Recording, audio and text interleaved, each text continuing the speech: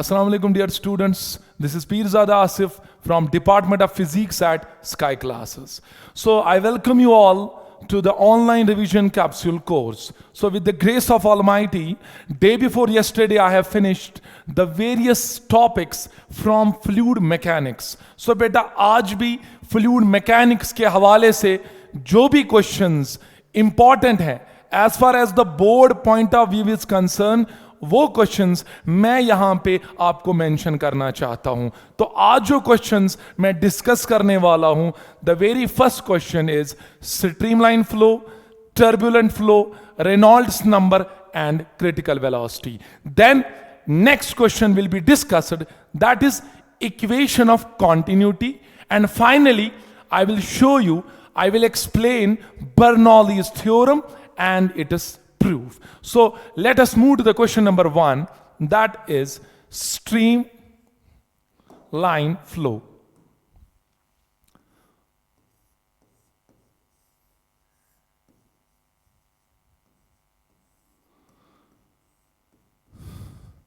तो बेटा आप याद रखोगे, जब भी एक फ्लूइड फ्लो करता है, then it has certain constraints.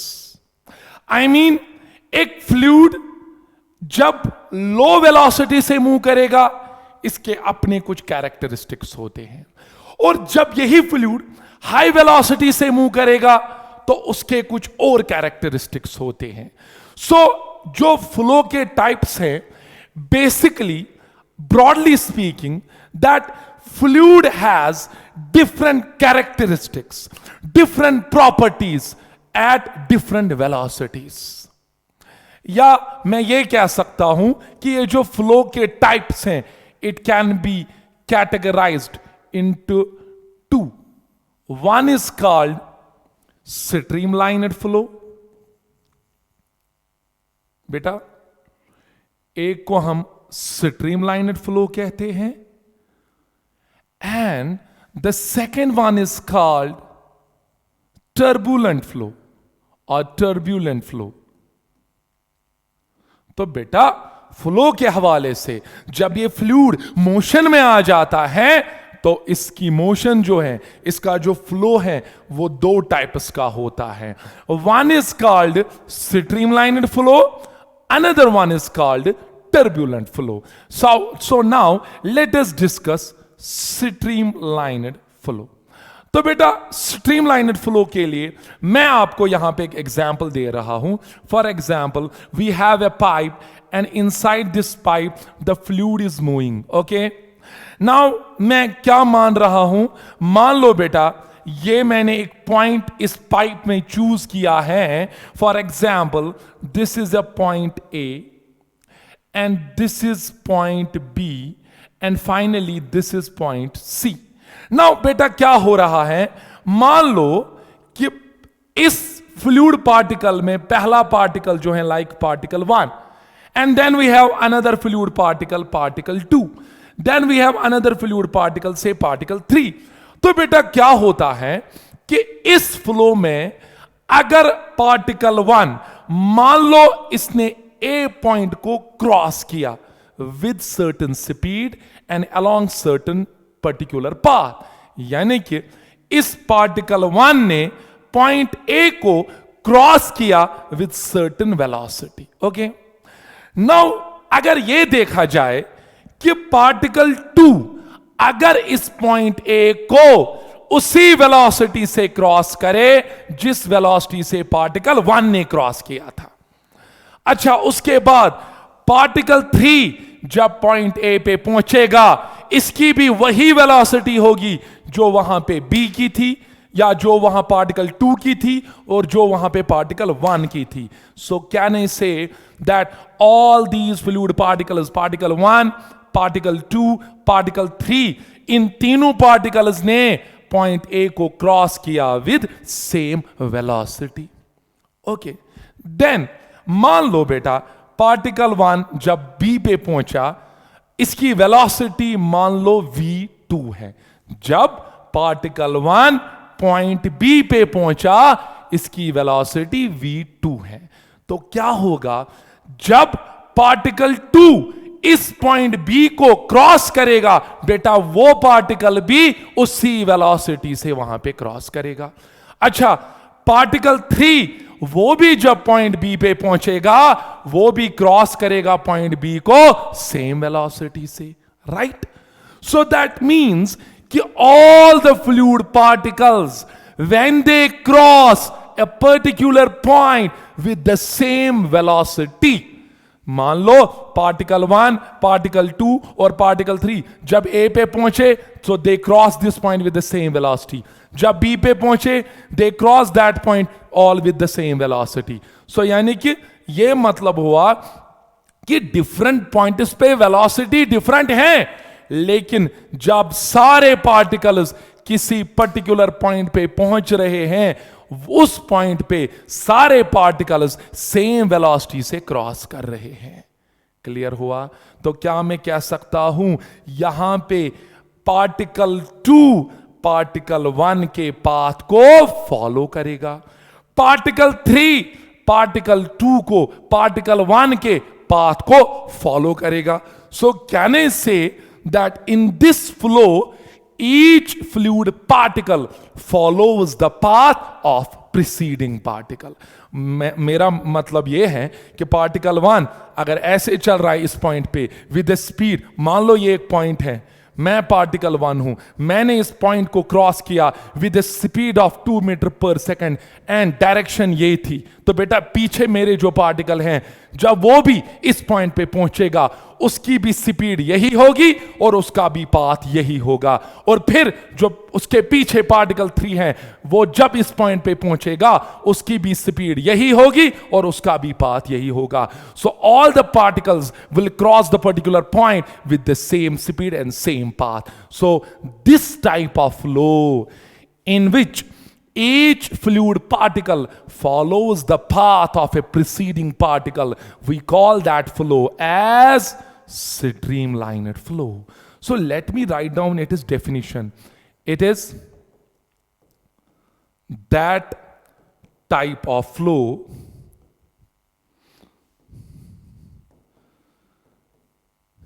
in which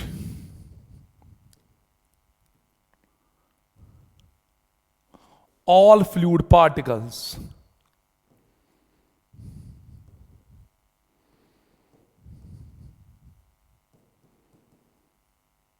cross the same point with same velocity। okay? या मैं ऐसे लिख सकता हूं, इन other words, yes, each fluid particle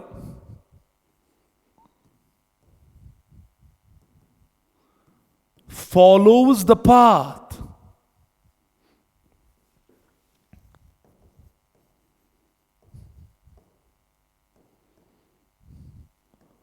of a preceding particle।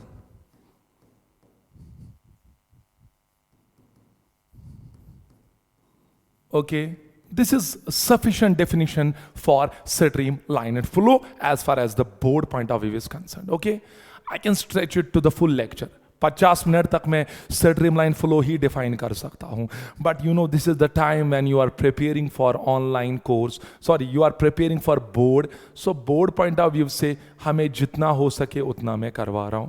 This is the sufficient definition. Okay, लेकिन ये confusion नहीं होना चाहिए कि क्या पार्टिकल 1 हर एक पॉइंट को सेम वेलोसिटी से क्रॉस करेगा। नहीं, डिफरेंट पॉइंट्स पे पार्टिकल्स की डिफरेंट वेलोसिटी होगी, लेकिन जब सारे पार्टिकल्स पॉइंट 1 को क्रॉस करेंगे, पॉइंट ए को क्रॉस करेंगे, तो वो सारे एक ही वेलोसिटी से क्रॉस करेंगे। पॉइंट बी पे पार्टिकल 1 की जो वेलोसिटी होगी, पार्टिकल 2 की भी वही वेलोसिटी होगी, 3 की भी वही होगी, सो ऑन। अच्छा, now there is one more flow, we call that is turbulent flow. बेटा टर्ब्यूलेंट फ्लो में क्या होता है कि अगर आपने एक पाइप ली है तो क्या हो रहा है, you have the fluid particles, okay, and you have the points A, B and सी।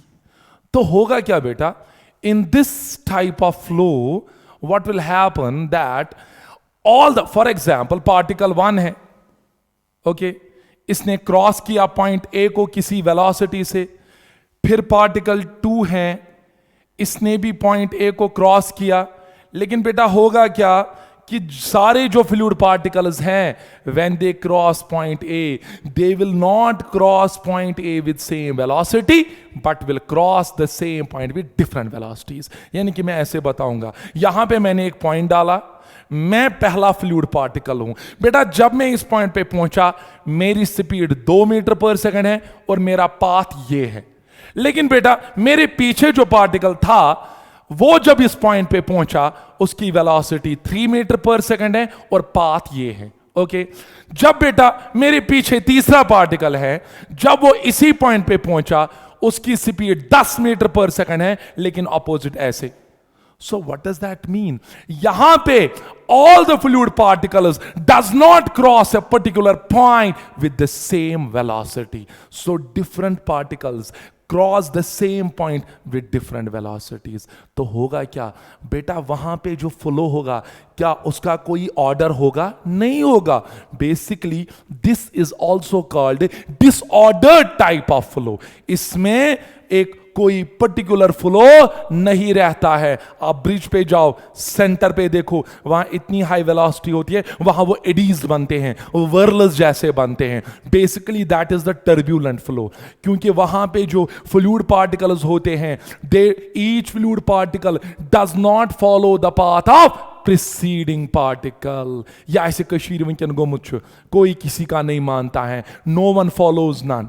सो एक बंदा दूसरे को फॉलो नहीं कर रहा है, सो उससे क्या होगा, उससे पूरे माशरे में डिसऑर्डर आ जाता है। Same is the case in the turbulent flow. जब एक फ्लूइड पार्टिकल ने दूसरे फ्लूइड पार्टिकल के पाथ को, स्पीड को फॉलो नहीं किया, तो it leads to the disorder, and that is why turbulent flow is basically the disordered type of flow. So let me write down its definition. It is that type of flow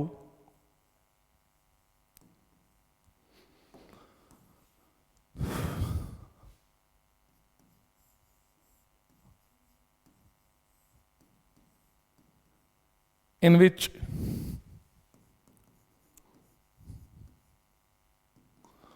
all the fluid particles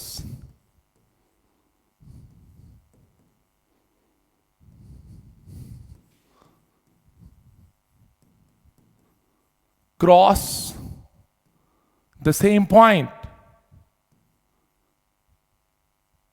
with different velocities. Okay? या बेटा मैं क्या कह सकता हूं, इन other words,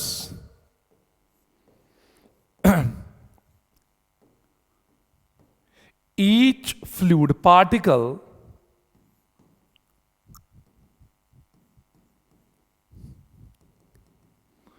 does not follow the path of preceding particle.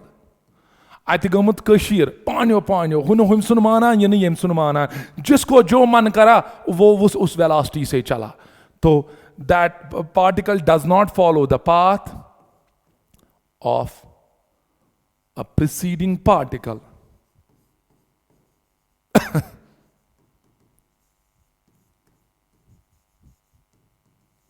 and hence lot of disorder takes place. This is sufficient definition for turbulent flow. Okay, now बेटा क्या होता है, आप जब लो स्पीड पे पानी को रखोगे तो ऑब्वियसली चांसेस हैं कि फ्लो स्ट्रीमलाइनड होगा, लेकिन जब आप स्पीड को बढ़ा रहे हो पानी की तो उससे चांसेस हैं कि उसमें डिसऑर्डर आ जाएगा और टर्ब्यूलेंट फ्लो होगा। तो बेटा एक वेलोसिटी है जिसको हम क्रिटिकल वेलोसिटी कहते हैं। क्या कहते हैं बेटा? Critical velocity. बेटा अब फ्लो स्ट्रीमलाइनड है, या फ्लो टर्ब्यूलेंट है। पहले मैंने इंट्रोडक्शन में आपको बताया कि स्पीड के हिसाब से भी फ्लूइड के अपने अपने कैरेक्टरिस्टिक्स होते हैं। लो स्पीड के अपने कैरेक्टरिस्टिक्स, हाई स्पीड पे कुछ और कैरेक्टरिस्टिक्स। तो क्या होगा बेटा, एक ऐसी स्पीड जिसके नीचे फ्लो स्ट्रीमलाइनेड रहेगा और जिसके ऊपर फ्लो टर्ब्यूलेंट बनेगा, that velocity is called critical velocity. So what is critical velocity? It is the velocity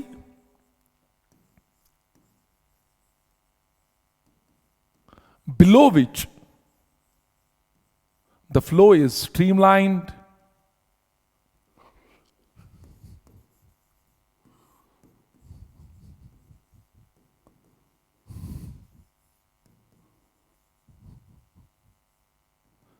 and above which the flow is turbulent.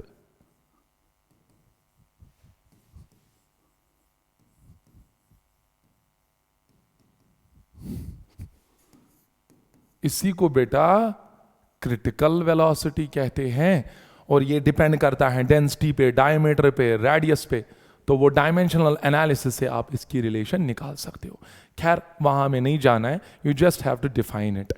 Now critical velocity के बाद एक और बेटा जो है, जो क्वांटिटी हम डिफाइन करते हैं, दैट इज रेनॉल्ड्स नंबर। बेटा यू नो बहुत सारे डायमेंशनलेस नंबर्स हम फिजिक्स में पढ़ते हैं या बहुत सारे इंजीनियरिंग फील्ड्स में भी पढ़ते हैं। इन डायमेंशनलेस नंबर्स की बहुत ज़्यादा सिग्निफिकेंस है in heat transfer, in fluid mechanics, okay, in transport phenomena. Let me mention some names of dimensionless numbers. You have Prandtl number, you have Biot number, you have Nusselt number, you have Wancho number, you have this Reynolds number and many more. लेकिन right now what I am going to discuss, that is Reynolds number.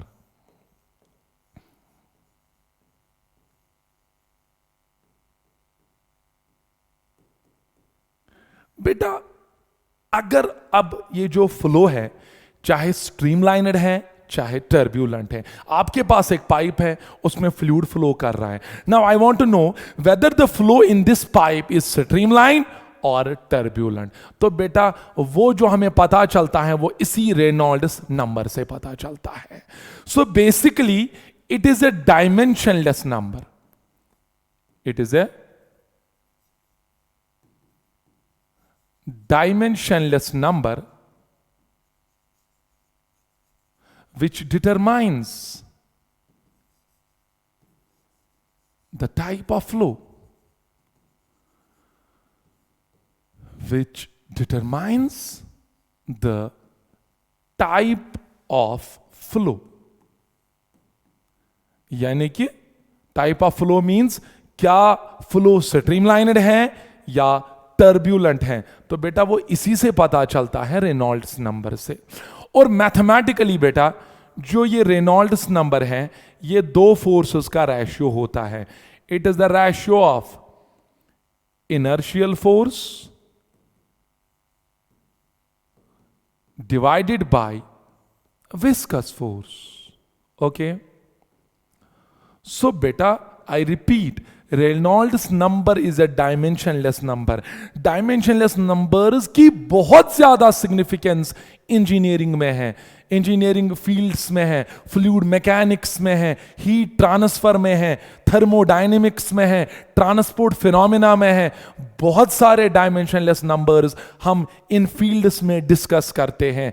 ऐसे ही fluid mechanics में एक number हम इस्तेमाल करते हैं, that is called Reynolds number. ये determine करता है type of flow, whether the flow is streamline और turbulent, then and only then you have to determine this Reynolds number. And it is the ratio of two forces. Inertial force means gravitational force या Fg, mass into gravity, and viscous force, you know Newton's law, viscosity minus neta a dv by dx। खैर हमें वहां इसको derive नहीं करना है, आप formula याद रखोगे। यहां रेनॉल्ड्स नंबर जो है that comes out to be equal to dv rho by neta। It can be also determined by finding this inertial force mg, मास को वॉल्यूम इंटू डेंसिटी लोगे, viscous force minus Neeta A dv by dx, ठीक है, dx pipe का diameter ले लो। तो खैर इस एक पाइप में जो रेनॉल्ड्स नंबर का वैल्यू होता है that depends upon the diameter of the pipe, speed of the fluid, density of the fluid and Neeta is the coefficient of viscosity. तो लॉजिकल बात है, जितनी विस्कोसिटी ज्यादा होगी उतना फ्लो किसकी ओर ज्यादा होगा, स्ट्रीमलाइनर की ओर। नाउ इसका नंबर बेटा, if Reynolds number lies between 0 to 2000, बेटा अगर आपको किसी पाइप में रेनॉल्ड्स नंबर निकल गया, पाइप का डायमीटर भी दिया है, स्पीड भी आपने मेजर की, डेंसिटी आपको फ्लूइड की पता है, विस्कोसिटी आपको उस पर्टिकुलर फ्लूइड की पता है, और इन सब को जान के आपका जो रेनॉल्ड्स नंबर आ गया, if that lies between 0 to 2000, then the flow is streamlined, then the flow is streamlined.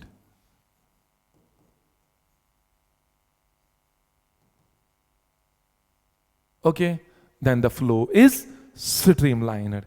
And if Reynolds number lies above 3000 या 3000 onwards, then flow is turbulent. Okay, 3000 के आगे अगर रेनॉल्ड्स नंबर का value निकला, it is dimensionless number. अगर value आ गया between 0 to 2000, then Reynolds number then the flow is streamline. If the Reynolds number lies above 3000, then the flow is turbulent. If it is between 2000 and 3000, then it is unstable. ना चाहिए होर आसान ना your, instability होती है इसके flow में। कभी ये थोड़ा बिहेव करता है स्ट्रीमलाइन, कभी ये जरा सा बिहेव करता है टर्ब्यूलेंट। लेकिन स्टेबल टर्ब्यूलेंसी जो आती है फ्लूइड में, वो आती है 3000 के ऊपर। स्टेबल स्ट्रीमलाइनिंग जो फ्लूइड में आती है, वो आती है 0 से 2000 तक। Now move to the next.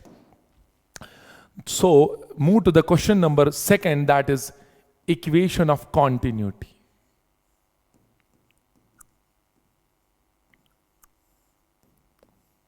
लेकिन बेटा कॉन्टिन्यूटी इक्वेशन को अंडरस्टैंड करने के लिए हमें एक फ्लूइड को स्टडी करना पड़ेगा।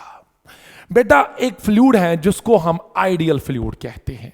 What do you mean by ideal fluid?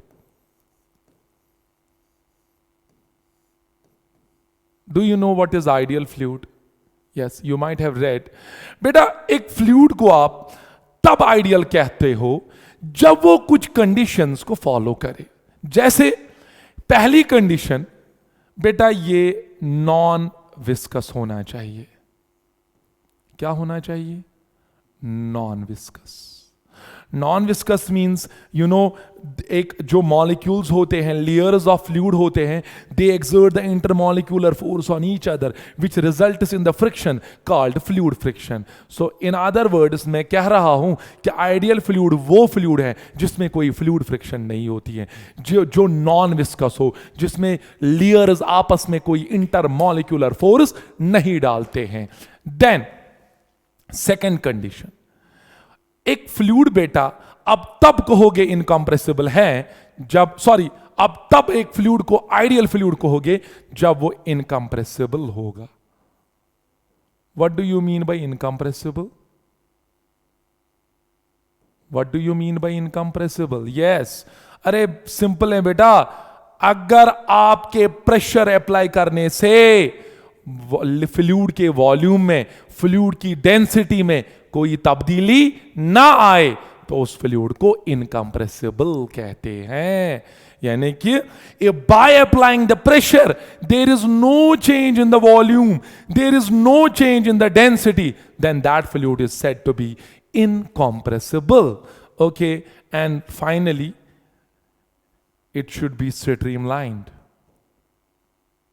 ये लेकिन उतना इंपॉर्टेंट है नहीं, लेकिन होता क्या है बेटा, मैं एक चीज आपको बताऊं कि जो बेटा स्ट्रीमलाइनड फ्लो होता है, मैंने आपको कहा ये ऑर्डर्ड फ्लो होता है, लेकिन टर्ब्यूलेंसी में इतना डिसऑर्डर होता है, इतना डिसऑर्डर होता है बेटा, उसमें एनर्जी लॉसेस काफी ज्यादा होती है। समझ आ रहा है? तो मान लो इस टर्ब्यूलेंट फ्लो में काइनेटिक एनर्जी हाई है, लेकिन इस डिसऑर्डर की वजह से प्रेशर में ड्रॉप आ जाता है, एनर्जी लॉस अच्छी खासी हो जाती है। तो इसलिए प्रेफरेबली जब हम आइडियल फ्लूइड मानते हैं, देन द फ्लो, जब ये फ्लो करता होगा, that should be streamlined. So a fluid is said to be ideal if it is non viscous, if it is incompressible, and when it flows streamlined. Clear? Now बेटा, equation of continuity इसी ideal fluid पे हम apply करते हैं। तो क्या है equation of continuity? तो उसके लिए बेटा मैं क्या कर रहा हूं, मैं एक पाइप ले रहा हूं of varying cross section like this. Okay, इसमें फ्लूइड फ्लो कर रहा है from A to B. Okay, this is point A, this is point B. Good. Now अब बेटा जब फ्लो कर रहा है ए से बी, मैं मान रहा हूं कि फ्लूइड आइडियल है। ओके, और मैं ये भी मान रहा हूं कि इस पाइप में कहीं से कोई छेद नहीं है, तो जो भी फ्लो पर यूनिट टाइम, जो भी mass of water unit time में एंटर हो रहा है, उतना ही mass of water unit time में आउट हो रहा है। बेटा ये कब होता है? बेसिकली हम इसकी एप्लीकेशन बहुत जगहों पे लेते हैं, लेकिन यहां पे हम क्या करते हैं, हम देखते हैं कि पहले जब पानी एंटर हो रहा है, पहले कुछ हिस्सा पाइप में अक्यूमुलेट होगा। ओके, लेकिन बेटे फिर एक स्टेज आता है विद टाइम कि यहां पे फर्दर अक्यूमुलेशन नहीं हो रही है, यानी कि जितना मास ऑफ वाटर अब 1 सेकंड में एंटर होगा, उतना ही मास ऑफ वाटर 1 सेकंड में लीव करेगा, और उस स्टेट को स्टेडी स्टेट कहते हैं। क्या कहते हैं बेटा? Steady state. तु करतो काम, तु नहीं तो बीकर अत पैठ थे तो आब, अत बीकरस थे तो बॉटमस में नलक। ऐसे यहां पे भी एक नलका रखो, टैप रखो, और यहां पे भी एक टैप रखो। ठीक है?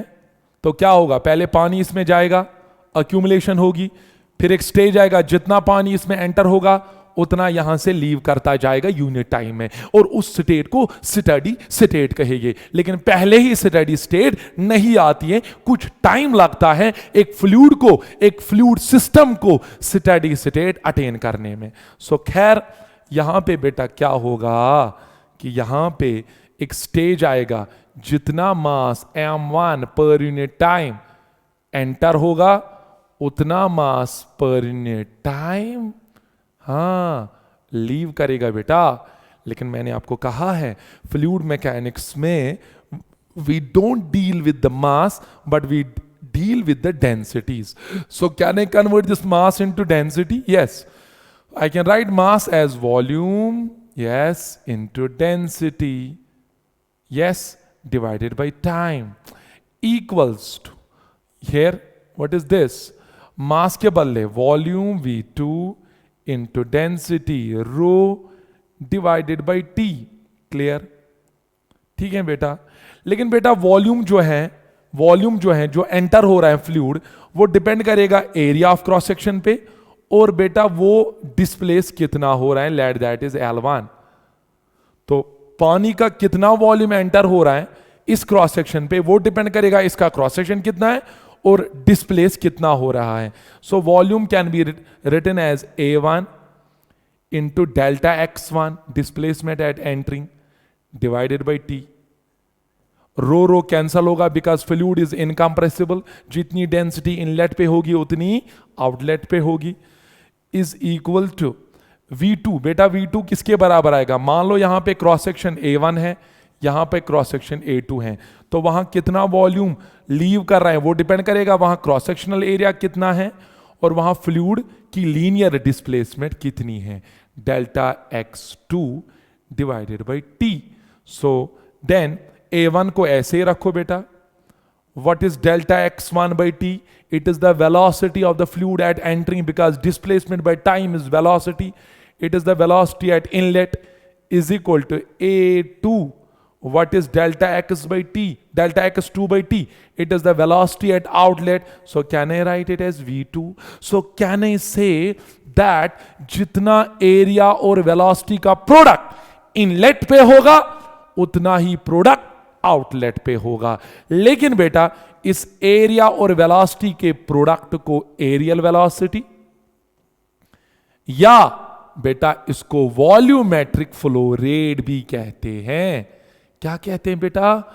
Volumetric flow rate. तो क्या मैं कह सकता हूं एक आइडियल फ्लूइड अगर आप ले रहे हो और फ्लो अगर स्ट्रीमलाइनड है तो उसमें जो वॉल्यूमेट्रिक फ्लो रेट होगी दैट इज कांस्टेंट.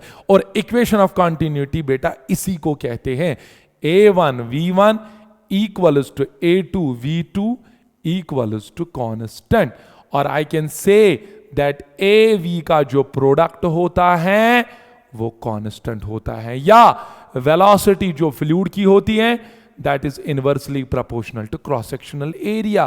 तो इसका मतलब यह हुआ कि जहां पे क्रॉस सेक्शनल एरिया छोटा होगा वहां स्पीड ज्यादा होगी ताकि जो प्रोडक्ट है एरिया और वॉल्यूम का वो कांस्टेंट रहे. सो इक्वेशन ऑफ कंटिन्यूटी बेटा यही कहता है कि अगर आपके पास एक आइडियल फ्लूइड है तो उस आइडियल फ्लूइड में अगर फ्लो स्ट्रीमलाइनड है तो उसकी वॉल्यूमेट्रिक फ्लो रेट यानी कि वॉल्यूम फ्लो पर यूनिट टाइम वो कांस्टेंट रहेगा. यानी कि इनलेट पे जितना वॉल्यूम एंटर होगा पर यूनिट टाइम उतना ही आउटलेट पे वॉल्यूम लीव करेगा per unit time. And as a result areal velocity remains constant.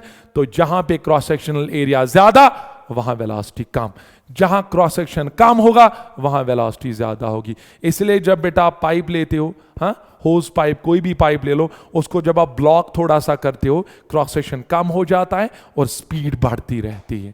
Clear हुआ? लेकिन वॉल्यूमेट्रिक फ्लो रेट पे कोई असर नहीं पड़ता है. So let me write down it is definition. So this law states that, sorry, I can say that this equation, from this equation of continuity,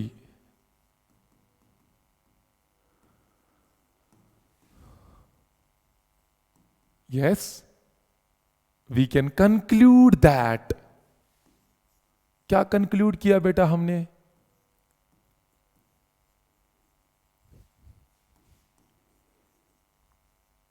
volumetric flow rate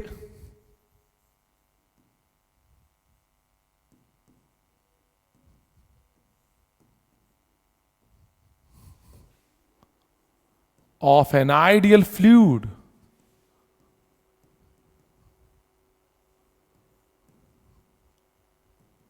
always remain constant. Okay, so this is the equation of continuity. Aerial velocity equals to constant. Clear?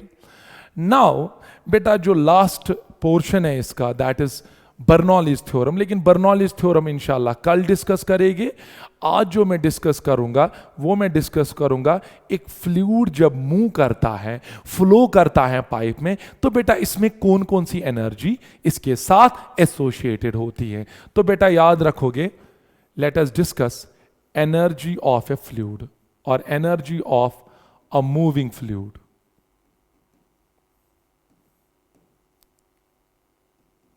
तो बेटा याद रखोगे एक fluid की 3 energies होती है. 3 energies are associated with a moving fluid. One is बेटा एक एनर्जी ये है कि जब ये फ्लूइड मूव कर रहा है then you know it possesses the kinetic energy, the energy by virtue of its motion. So one of the energy associated with this moving fluid is kinetic energy. Okay, अरे बेटा अब आप देखो मेरे पास एक पाइप है, ये किसी हाइट पे मैंने रखी है, ये ग्राउंड है, ये किसी हाइट पे मैंने रखी है. तो you know when a body is raised to certain height then work has to be done against the earth's gravitational force. और वो वर्क जो मैं ग्रेविटेशनल फोर्स के खिलाफ कर रहा हूं वो वर्क स्टोर रहती है in the form of gravitational potential energy. So that means this fluid also possesses potential energy.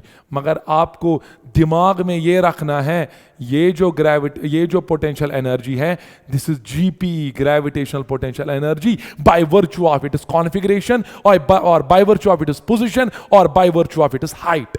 मैंने पाइप को, पानी फ्लो कर रहा है किसी पाइप में, मैंने उसको ग्राउंड के ऊपर किसी हाइट पे रखा है, तो उसकी पोटेंशियल एनर्जी होगी GP. Okay, then the last one is yes pressure energy.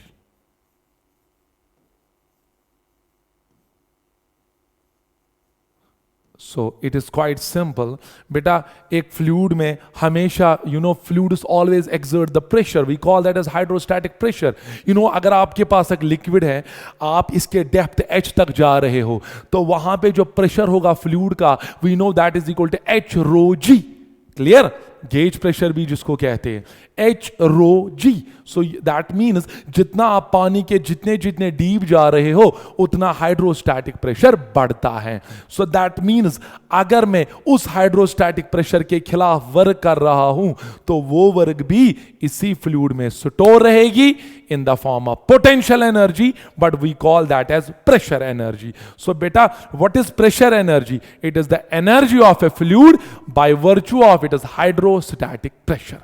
यानी कि इसके जो फ्लूइड प्रेशर डाल रहा है, उसकी वजह से ये फिर से एक एनर्जी स्टोर करता है, called pressure energy. So 3 types of energies are associated with a fluid, that is kinetic energy, potential energy and pressure energy. तो इनकी डेराइवेशन और जो बेटा दिस स्ट्रीमलाइन ये बर्नौलीज थ्योरम है, वो इंशाल्लाह उसको 5 मिनट में मैं कल डिराइव करूंगा, और उसके साथ साथ बेटा मैं फ्लूइड स्टैटिक्स शुरू करने जा रहा हूं। बस 2 दिन में वो कंप्लीट होगा, फिर बेटा आपका खाली एक चैप्टर बच रहा है, that is oscillations and waves. Thank you so much. अस्सलाम वालेकुम।